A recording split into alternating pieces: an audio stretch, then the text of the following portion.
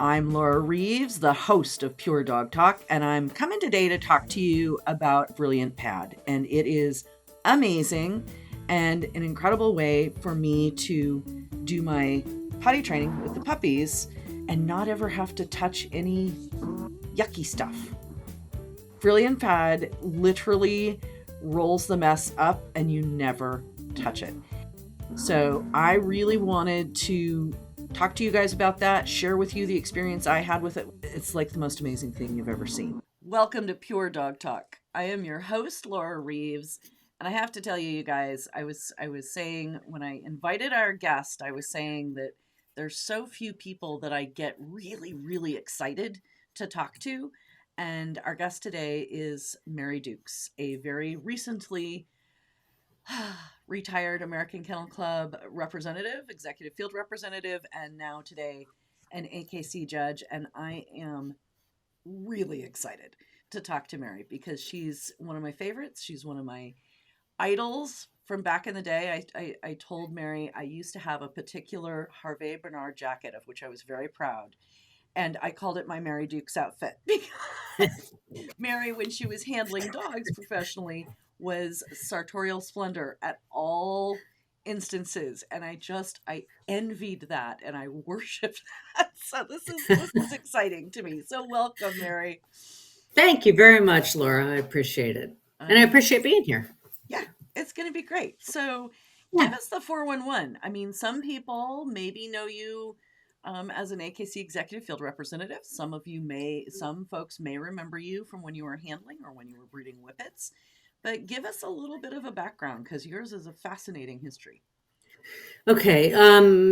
Starting in dogs, I got my first purebred dog I had showed horses as a kid. And then I was a horse nut to start. And then I actually got a ranch dog from one of the horse places and started doing obedience with her. And she was an Aussie Border Collie cross. So she was really, really good at it. But of course, being an Aussie Border Collie cross, she couldn't be shown.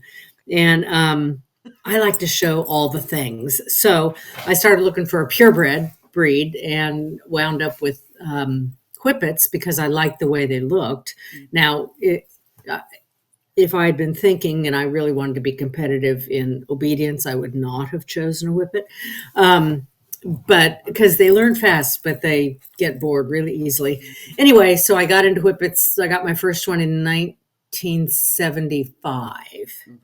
So that's creeping up on 50 years. And for a very long time, I just was a breeder, owner, handler. I just showed my first two, bred a little bit. And then I had a bitch. The bitch that Isabel Stauffer sold me ended up being a gold mine. I mean, it was a much better bitch than I ever should have had as a new person.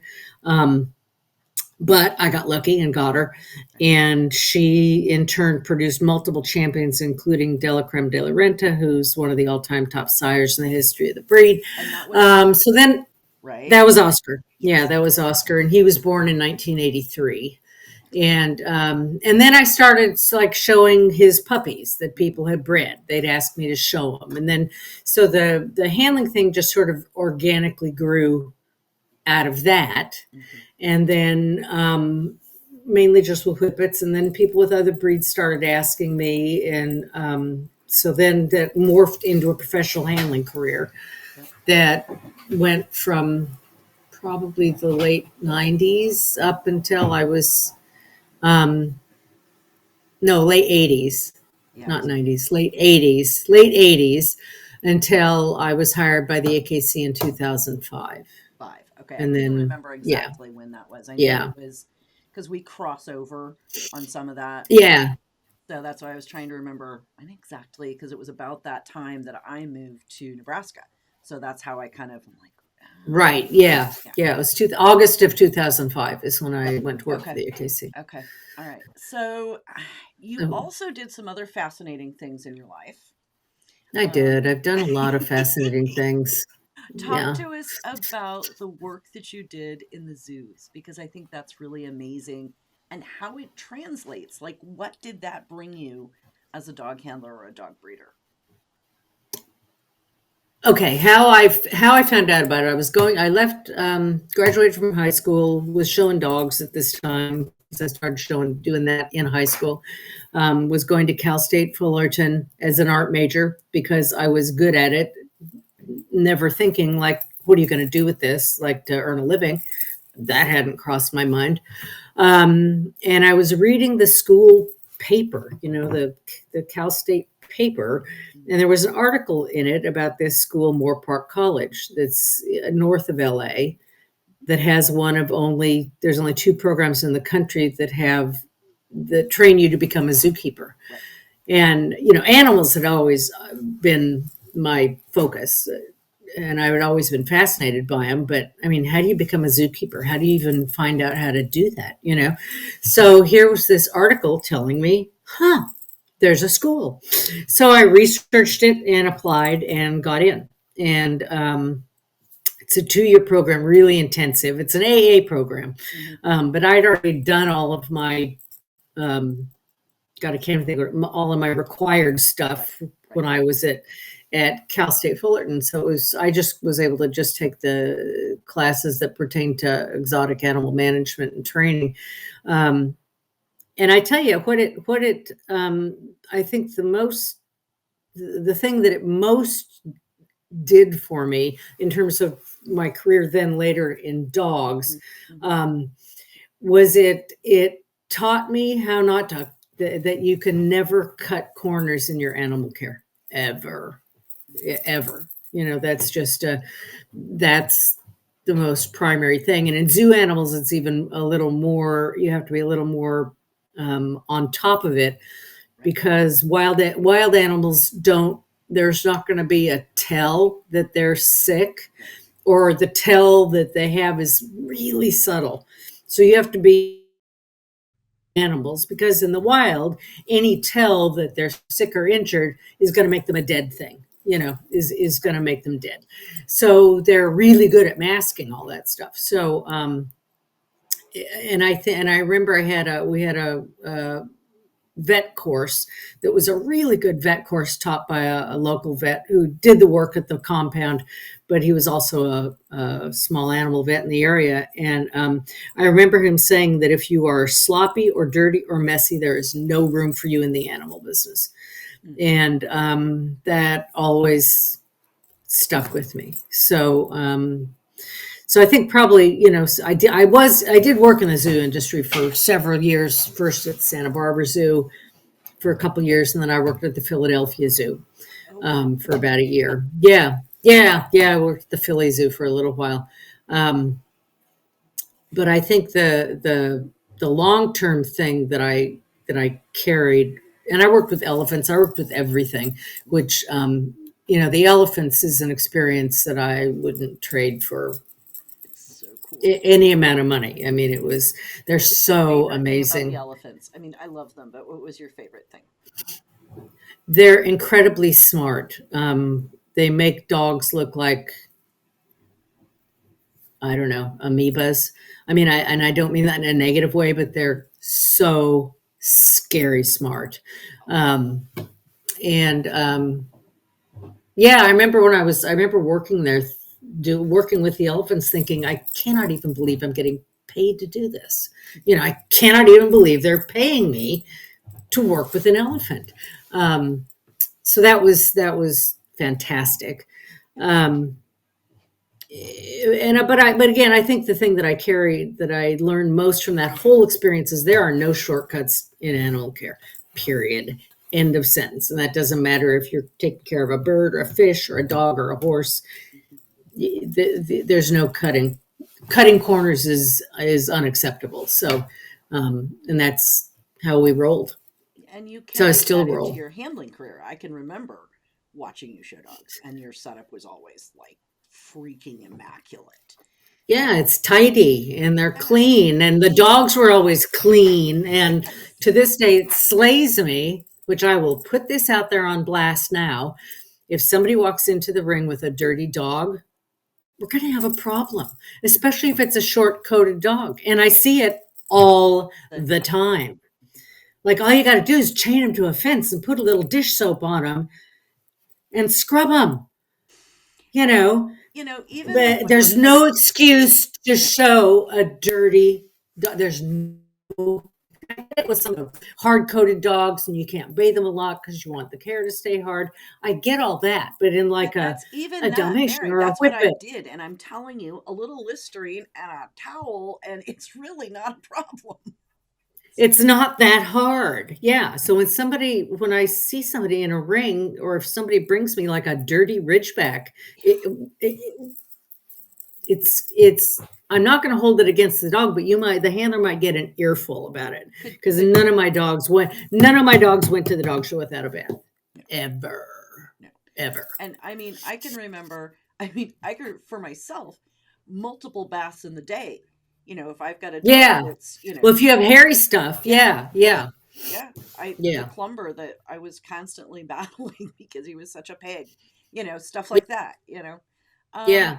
So you brought that to the American Kennel Club as an executive field rep, but you also then ran the Registered Handler Program, RHP. Yeah.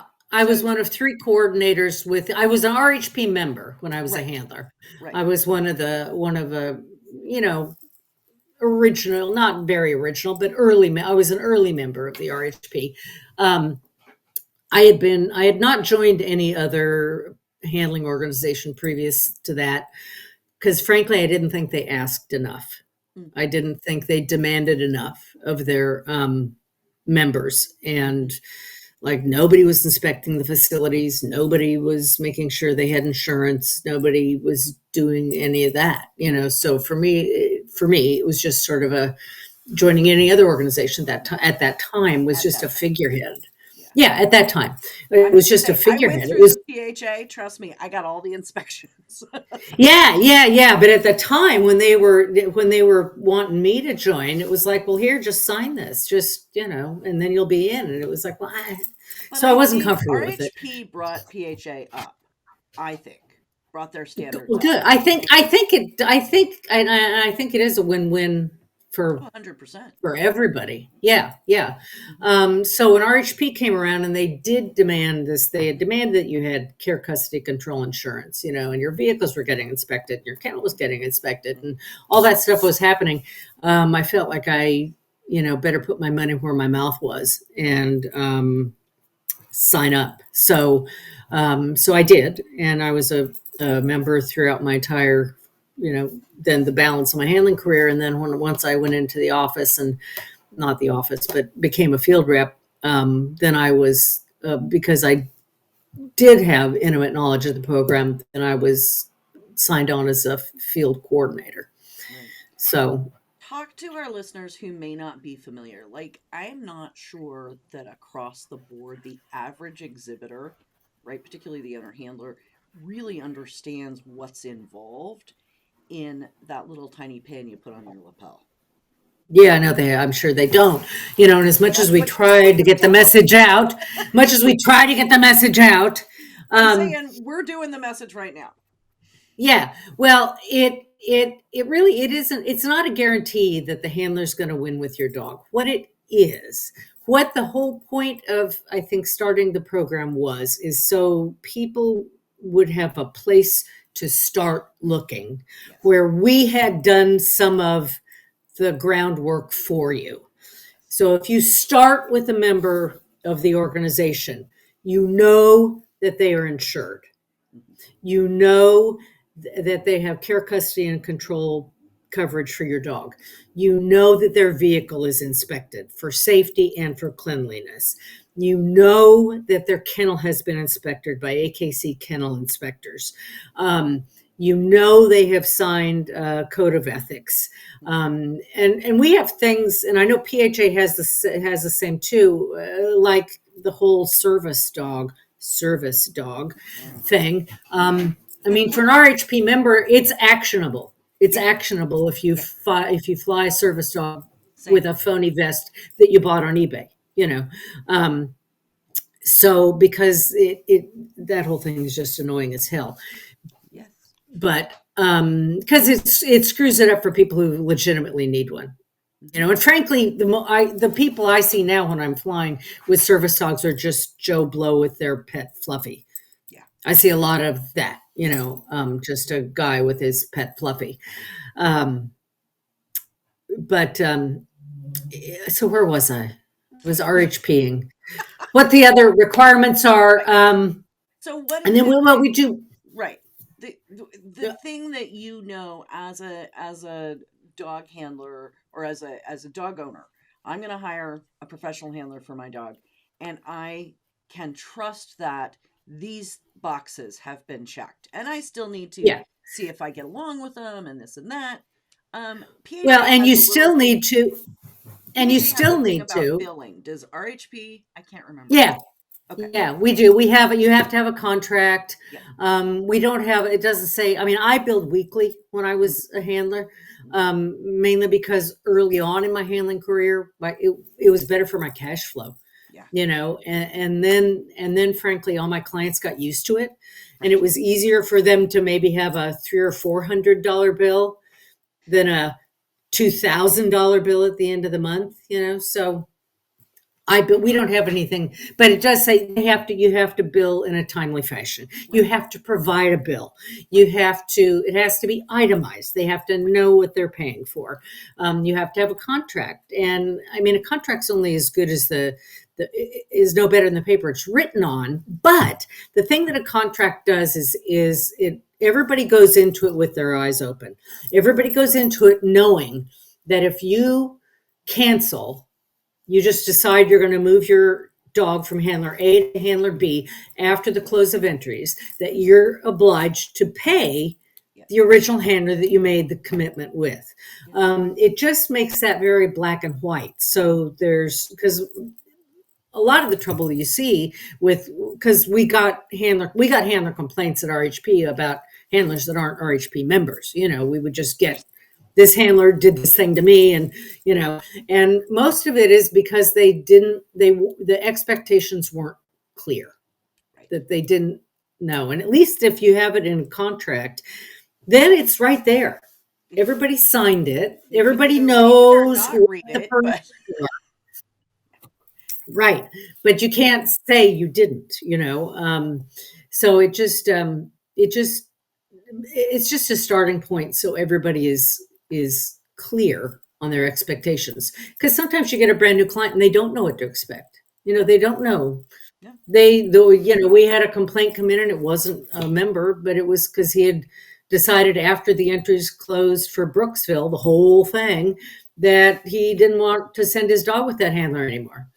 And so he got a bill for 10 days worth of shows, and was peeved. Well, he didn't have a contract because this person, it wasn't our member. And so it's just hard. If you are the handler, it's easier to get a judgment if you have to take them to court, if it's on paper and they've signed it. So they can't really say that they didn't know what to expect.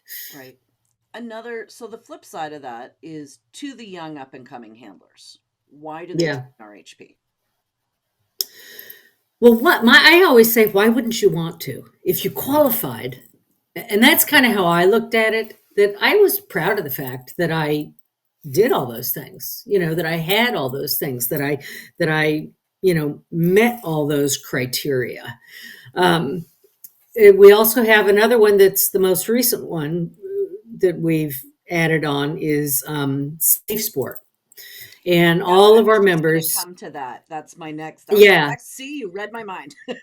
Yeah. And it's kind of an important one. Yes. And I'll tell you how this came about. A few years ago, I was in Orlando, the Orlando shows, and Carissa Champano came up to me, and she said, I don't know if it's because I now have a daughter, she goes, I don't know what it is, but I'm so protective of the girls that work for me, and my own daughter. And she says, and I see, I mean, historically, in every field, we're not certainly the only one, there's been a lot of abuses.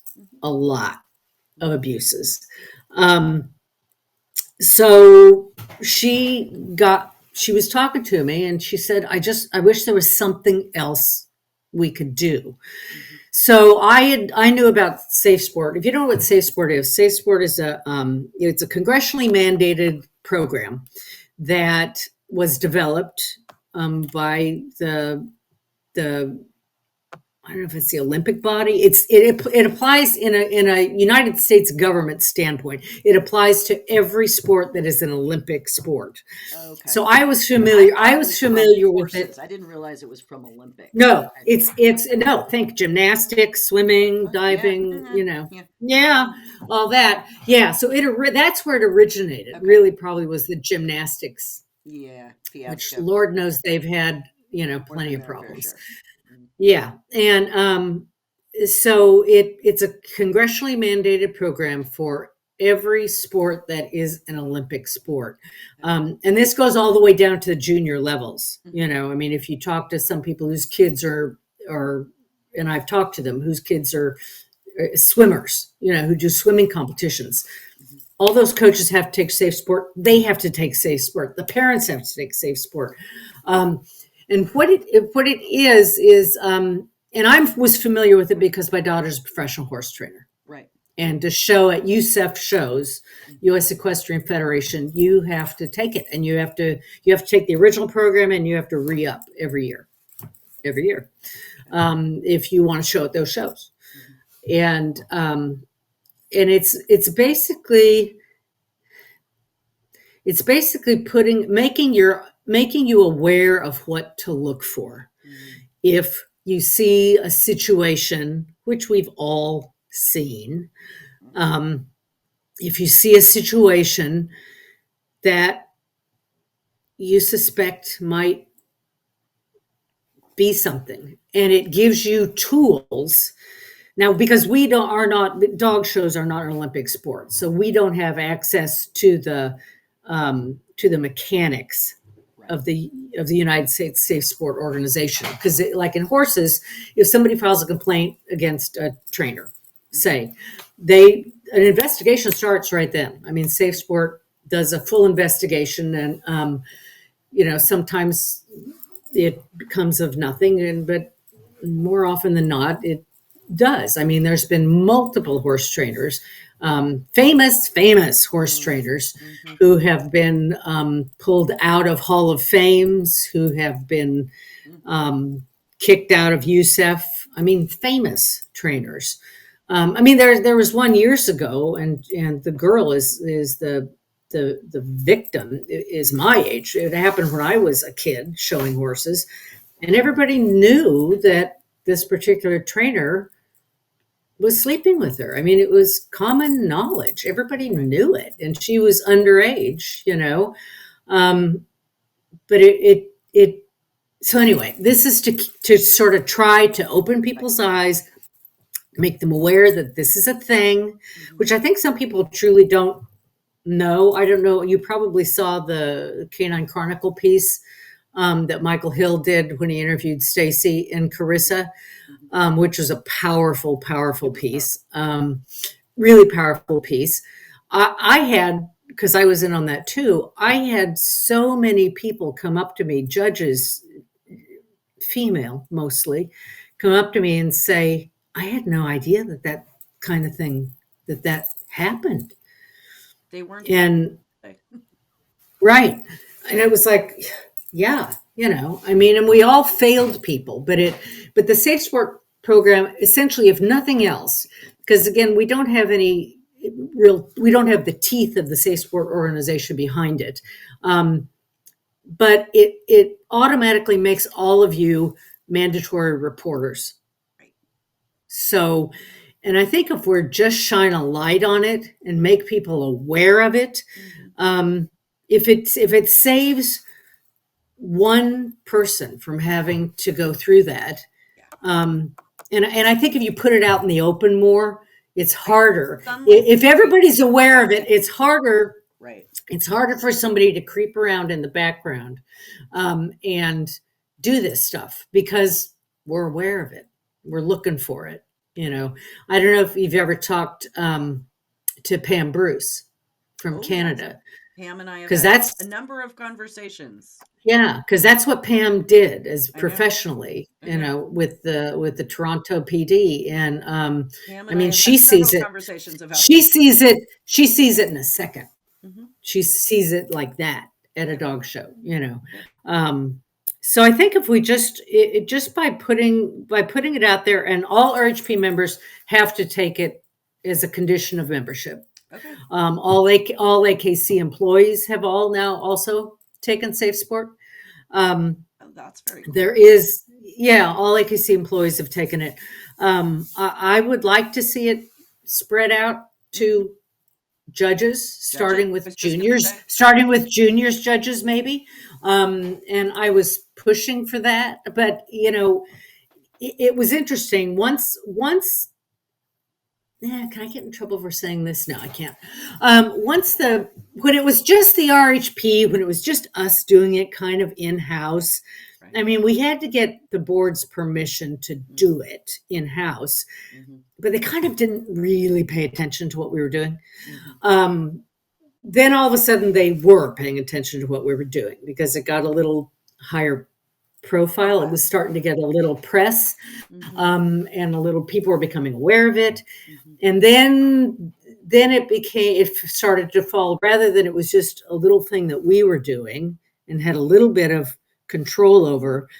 Right. Then the big umbrella of the AKC grabbed it, and it became much harder for us to tweak it and manage it, and because then legal got involved, and then it so that's yeah, it's much more complicated now. I mean, I think, and Pam has done a presentation Yeah. to the AKC. She's done it for the board. She is a very and I smart woman and a very good advocate, and yeah, she's really great. And I mean, I would like to see it roll out to a broader audience, but that is way above my pay grade now, since I have no pay grade other than social. well, now that you have retired You from the know, American Kennel Club and started your career, you're ready to roll. You've been granted the Hound Group. It's one of the gifts I that they have. give you, like a Timex watch when you retire It from is. being It an is. AKC Executive Field Representative. They Here's still your make you. They watch. still make you pay. They still make you pay for it, but they do Yeah, but listen, grant you. the amount you pay for it is nowhere near the amount I'm paying for the same thing. I promise you. No, probably not. I Probably promise not. you. Oh my Yeah. God. ProPlan is always advancing with game-changing formulas that promote mental sharpness and help extend lives. See what nutrition can do. Purina ProPlan, always advancing. Trupanion is revolutionizing medical insurance for pets by providing the best possible experience to our members. And it's not some space-age dream. It's happening now. We pay your veterinarian directly while you're checking out, and we're the only ones who can, which means you have decisions in seconds, and you don't have to wait for reimbursement. So unlike with other providers, you'll keep more money in your pocket. Ask your veterinarian if Trupanion can pay them directly, because there's pet insurance, and then there's Trupanion. I think what I would like to have you hold forth on next is, if you would, your judging philosophy. What is it that is important to you as you look to your hound breeds? How do you think about judging dogs? Well, it sounds like a cliche because it's that old Mrs. Clark line, Right. that from the typiest, from the first, your first sort is the type, is on type. And then from there, from the typiest, pick the soundest. I am forgiving. I am forgiving of, to the degree of the fault, and it depends on the breed. But I am kind of forgiving on leg faults if a dog is exquisitely typey. I mean, some leg faults, not a toe in on a running hound. I can't go there. That's a deal breaker for me. Nutty. things What? like elbow pitching. Yeah. And towing in is just going to be it's on a running hound. A toe in is going to become a fundamental unsoundness. They cannot do what they were bred to do if they toe in. So my bar is a little different on breeds that have jobs still, Yes. as in sporting hound, Yes.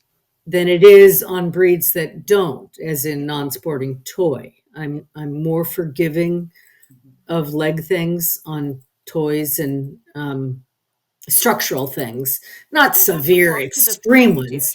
They still have to do that, and I won't tolerate anything that will cause the dog discomfort, right, as it ages. Like in Neapolitan Mastiffs, for example, which is a breed that I get them. I doubt I will ever judge them, but I get them. I'm really forgiving of leg faults to the degree, because they don't really care. They just need to stand up and be horrifying. Stand up and be horrifying. And loud. And big and scary, and that's their job. They don't have to run fast anywhere. So I'm forgiving of that to the degree that whatever unsoundness fault they have will not cause the dog to be in pain as it matures, because that's a lot of dog. I mean, they're a big dog, and so they cannot have an unsoundness, a fault of unsoundness that will cause the animal to be in pain. Yes. And a similar unsoundness in a Chihuahua, it may never bother that dog. Right. For years, Basenjis, before which I didn't realize, years ago, nobody ever x-rayed Basenjis.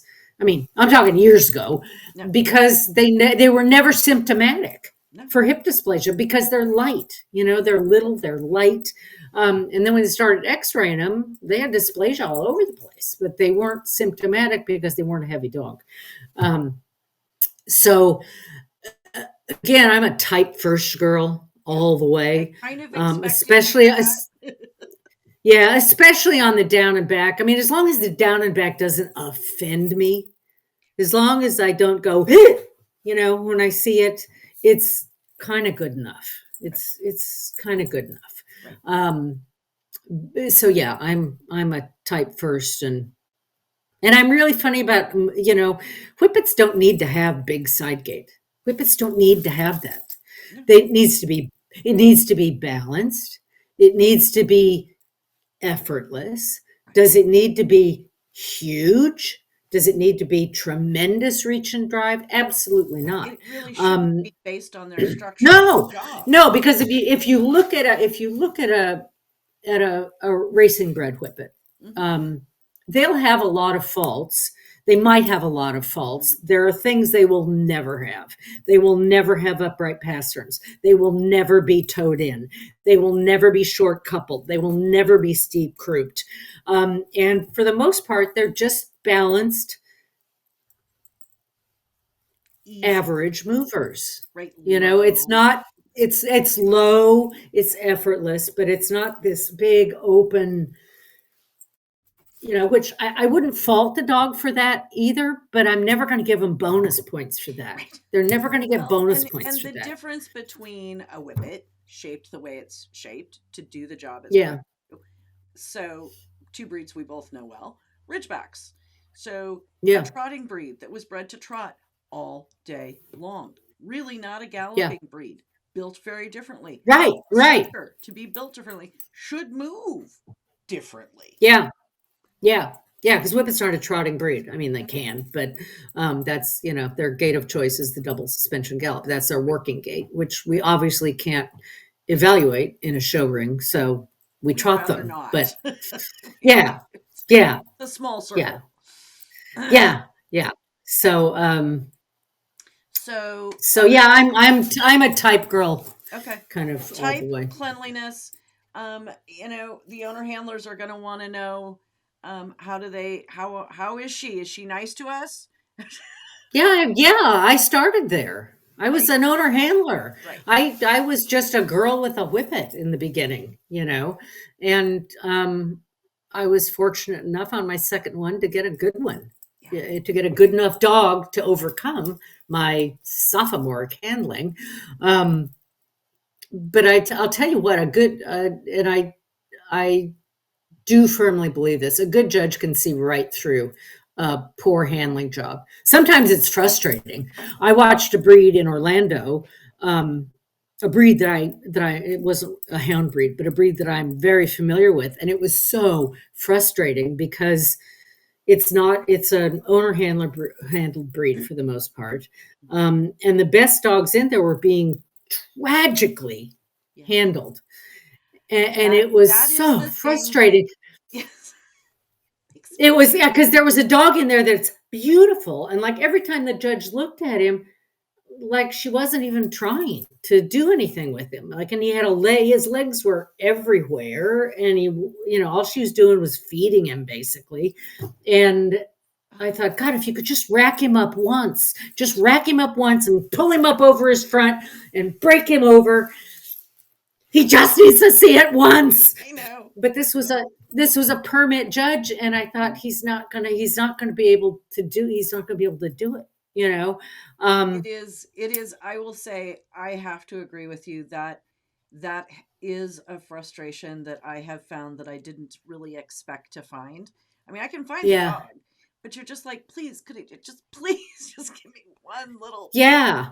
I mean, I might be the one that will turn into Frank Sabella. I mean, not in terms of swapping dogs or anything, because he did that to me a million times, but I know he got in trouble for it. But in terms of, here's what I want you to do. Here's what I want you to do. I do. Can you go from this corner to that corner on a loose lead? Can you do that? And if they give me 5 steps, we're golden. I don't know if I've ever told you this story, but I've told other people this story. When I was still handling, Pat Trotter was judging somewhere up here in the Northwest, and she had a Vizsla that she was in love with, and she couldn't get the gal to make it quit pacing. And I just happened to walk by the ring. It was a beautiful dog. And she's like, "You come here." And I'm like, she made me take that dog and run it around the ring so she could see it walk. Yeah. That stands out in my mind as one of my. Yeah. And pacing, I mean, if pacing's tricky, because if I had a Ridgeback once who the owners had let him, by moving at the wrong speed all the time, he had learned he could pace super fast, and it's all about throwing him off balance. Yep. When you take the first step. And I always like to go into them, because if they learn pretty quick. A lot of people, you'll see them and they jerk them, they jerk them and then let's go. Well, then the dog starts anticipating that. Right. So then the dog is like this as soon as you ask them to go, because they're expecting the jerk. Mm-hmm. I just would turn them into me and then just bump them. Just bump their shoulder as you start your down. I started with the lift, lift and go. And I had a Spinoni that I couldn't get. And so I would scuffle his beard. That was my favorite way to get him, because he'd get his front lifted up a little bit. Yeah. It's all about starting him a little off balance. Yeah, just a little bit. I had a water dog that could go from a trot to a pace on the fly. Oh, it was hell. It was some kind of hell. That's hard. And he was so smooth at it. He was so smooth at it. I had ringside photographers sending me photos, and I'm like, would you look at the legs, please? Yeah. Pacing. Yeah. Anyway. But it's a hard thing, but I have, just doing sweeps. I put a bitch up for a sweeps that this is in several years ago, that they'd given the mom that one to show, because the daughter was committed to some other one, like the litter sister that somebody else owned. And so mom took the one that they owned. Mom was pushing 80. So, and these were big movers. So it was a little tricky. Mm-hmm. And I was going to have them switch handlers. And I thought, you know what, I'm not going to. I'm just going to, because I could see enough of it. Mm-hmm. And I ended up giving her the sweep. So, at the end of the day, it's putting up the best dog. That's what it's all about. And Yeah. that the only other switching handlers I ever saw was Kiki. Kiki Khan did it to um, Tim Brazier in Poodles. Oh, took Because him off one? no, Penny was out of town and my friend was helping him. And my friend couldn't make the dog Oh, move right. She's like, "Get over here and show this dog." yeah. I sympathize with the desire to do that. I completely sympathize. Because in my breed, especially, I mean, Whippets are idiots when you hand them off to anybody. Terrible. You know, I mean, they're just babbling, screaming, spinning, twirling dervishes. And Or they so go completely limp. I couldn't put my yeah. hand up if my life depended on it, and I'm Oh, going to yeah, look yeah, like yeah, somebody kicked me 10 times before I came in the ring. yeah, yeah, Those that. are the two extremes that I've experienced. Yeah, that's the little niche that I carved out for myself. Thank Yes, you. I Sidehounds. carved out the Yeah. niche of the giant breeds that nobody else could touch. The Akita that the owner couldn't show her because we might the judge. That was my Oh, niche. It was those a are great scary ones. niche. It was a Yeah. great niche, man. Yeah, no, it's not. No, My it's knees and not. my hands are paying for it to this day. So there's that. Everybody's knees are paying for it, you know, to this All day. right. So, All right, Mary. So you've got the hound group. What's going to be next? yeah. What are you going to work on?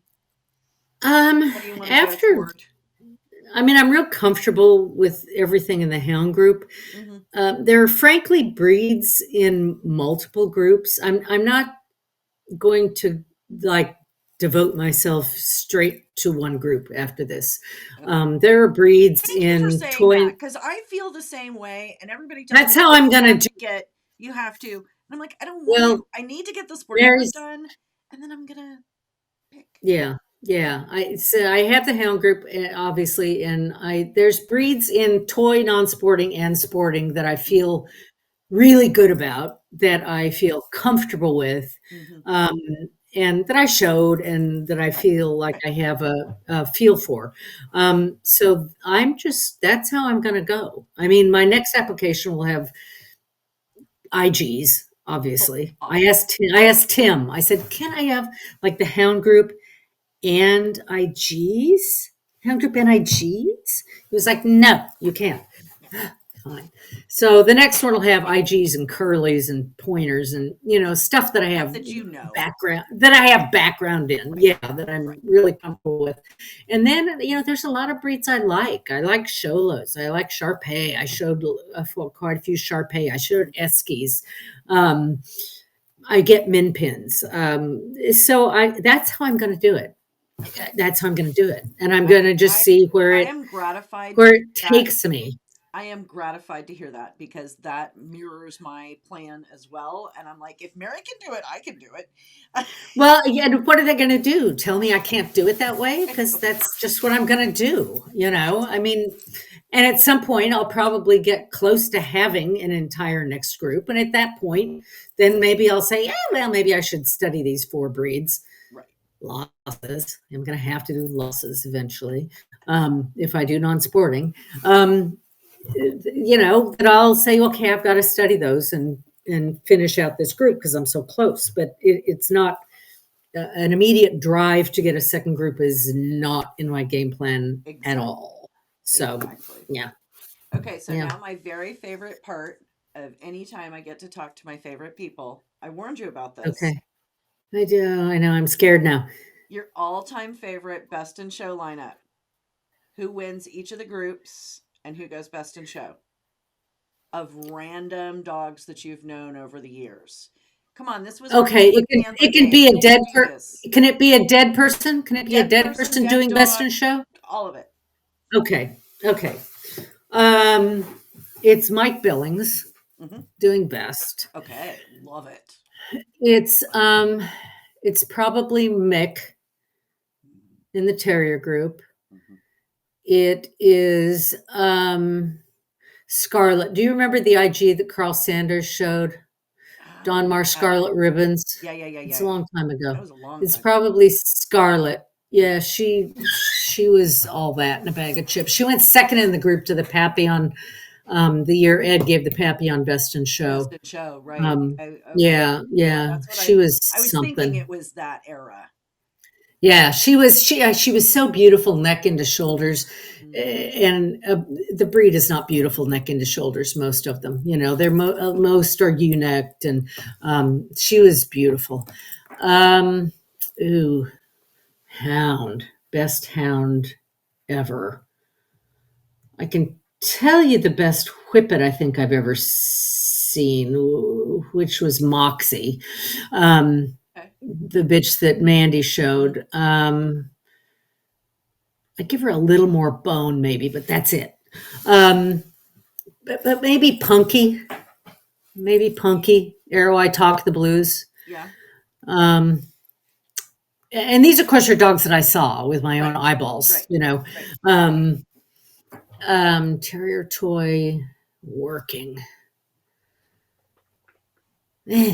I don't know. Herding, I'm going to go with Iron Eyes. I'm going to skip working for a while. Sporting. Iron Eyes was an amazing dog. Iron Eyes was an amazing dog. He was an amazing, especially when you saw him in the breed. Yeah. I mean, with other Bouviers. Right. Because then it was like, he looked like he was from another. He took one stride to get across the mat when the rest of them took three. Right. He was quite something. Sporting. I'm not coming up with anything in sporting. I mean, there's a lot of pointers that I've liked. I feel I have an affinity for the breed. So the bitch Michael Scott showed a few years ago. Probably 20 years ago or 15 years ago. It's been a minute. Yeah. Cookie. Been a minute. Cookie? I don't remember. No, that was Anthony's bitch, wasn't it? I don't know. I don't know. Michael had a orange and white bitch. It was very pretty. Hound Punky. Yeah, I'm going to stick with Punky for hound. Okay. Working. I was a fan of Andy Linton. Actually had a Japanese bitch that he showed, a black Japanese bitch that he showed right after, I think, either Indy or Sarah. And she was so square. She was so square. She was so square, but was clean down and back and good on the side. And she didn't interfere and she didn't go sideways. And you wondered, how can she not go sideways when she's so square? Right. Right. But she didn't. And she was lovely. I was a fan of the bitch Carissa, the red bitch that Carissa showed too. I was a fan of Scarlet, the bitch that Diego showed, the boxer bitch that Diego showed. Yes. You got to pick one though. You're the oh judge. my God, I'm the judge. I don't know. Maybe Diego's bitch. Maybe the boxer bitch. Yeah, maybe the boxer bitch. Maybe the boxer bitch. Non-sporting. Oof. Non-sporting. Well, here's an interesting one. And because I knew her well, because I was traveling with Ellen Chambers at the time, and it was the Nina bitch, the black standard bitch, who was full of holes. She was a classic silk purse with a hole in it. Mm-hmm. But what's the saying? I'd rather have a silk purse with a hole in it than a perfect sow's ear. She was full of holes. That said, her breed type was so exquisite and her character was so exquisite. Mm-hmm. I remember watching her one night. I mean, she won PCA under Mrs. Clark. Right. The whole... Did she win under? No, she won under Jackie Hungerland. Okay. She beat one of Mrs. Clark's. She won. I feel like she may have won standards under Mrs. Clark, and she won the whole thing under Jackie Hungerland. No, she won, and she won the group. She may have won the group at Westminster under Mrs. Clark. I'm trying to think. This would have been like. 90s. I think this would have been like the late 90s. I feel like she won the group at Westminster under Mrs. Clark, but I could be wrong. But I know Mrs. Clark put her up. Frank put her up. Frank gave her a best in show on the Mission Maybe like circuit. 99 that time. Probably in the late 90s, yeah. And she was so Poodly. she was so poodly. She knew exactly who she was and what she was and what she brought to the table. And she was in Best in Show under Frank. It was on the, I think it was on the Mission circuit. And he was walking down the line. And as he walked by her, she just turned her head. She never moved. She just turned her head and followed him. And then she did start to sort of turn a little bit to continue to follow him. And Ellen just said, Nina, stay. And she froze, racked herself back up, and continued to watch Frank. And it was like, tear him down. Oh my God. yeah, I'm dying, you know. I mean, and we knew what was wrong with her. But her character and her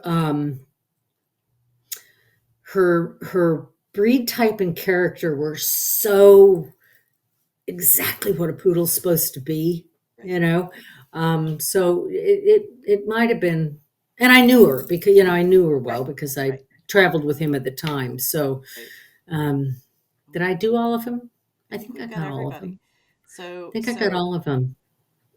Sporting was the pointer. Yeah. Hound was Punky. Yeah. Working was the boxer bitch. Probably the boxer bitch, yeah. Terrier was of Diego's. Mick, yeah. Toy. Yeah, Toy was Scarlet. Scarlet. Non-sporting was Nina, and herding was Iron Eyes. Yeah. Okay, so yeah, that's what it would have been. Billings is judging the Best in Show lineup, and what is she going to do? Or what are you going to do? I don't know. It's going to be on the day. You gotta pick one. Assuming they all have like a perfect performance thing. I know. Just because it's where my roots are. Just because it's where my roots are. Probably Punky. Yeah. Probably Punky. Because she was, I mean, I had to compete against her every weekend. You know, really? I mean, but that's where I cut my teeth. Yeah. That's where I cut my teeth as a little owner handler. Yep. I mean, and actually the best, the group placement I'm the proudest of wasn't a win. It was a second. And it was the old Channel Cities. Oh my God. Under Ann Gallup Marsh. And I went second with Darcy, Oscar's mother. Yes. And when I was new girl, you know, new girl, barely capable of handling my way out of a paper bag, new girl. Ed Ablett won the group with Kishniga's Delgarth. Okay. I was second with Darcy. Oh my God. Pat Trotter was third with Nimbus. Oh my gosh. And Punky stood fourth with Corky. Yeah. That's pretty amazing. That's pretty amazing. Yeah, that's pretty amazing. I mean, if I had that bitch later in my career, she would have been a multiple Best in Show bitch. But I only ever won 2 groups on her because I was just a girl with a dog, you know. But I think we've all had those, you know. Yeah. If I'd had her later, she would have done a lot more. But you know, she was a door opener for me because I did manage to present her well enough that a few people did notice. You know, she won the Western specialty, the AWC Western. She won the Breed at the Garden under Peggy Newcomb, and so yeah, better bitch than I should have had at that stage of my newness, but I got lucky. Yeah, I think we all make our own luck. Would be my suggestion. Yeah, to some degree. What is that? There's a saying that I don't know. Success is where preparation and luck intersect, you know, or something to that effect.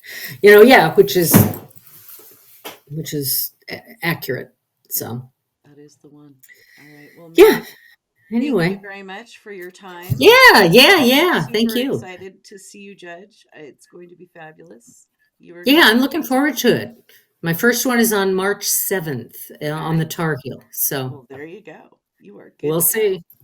Yeah. Looking forward to it. Excellent. Well, thanks, Mary. Okay. Well, thanks for having me, Laura. I sure appreciate it. Excellent. And hope to see you down the road. We will. We will definitely. Yeah.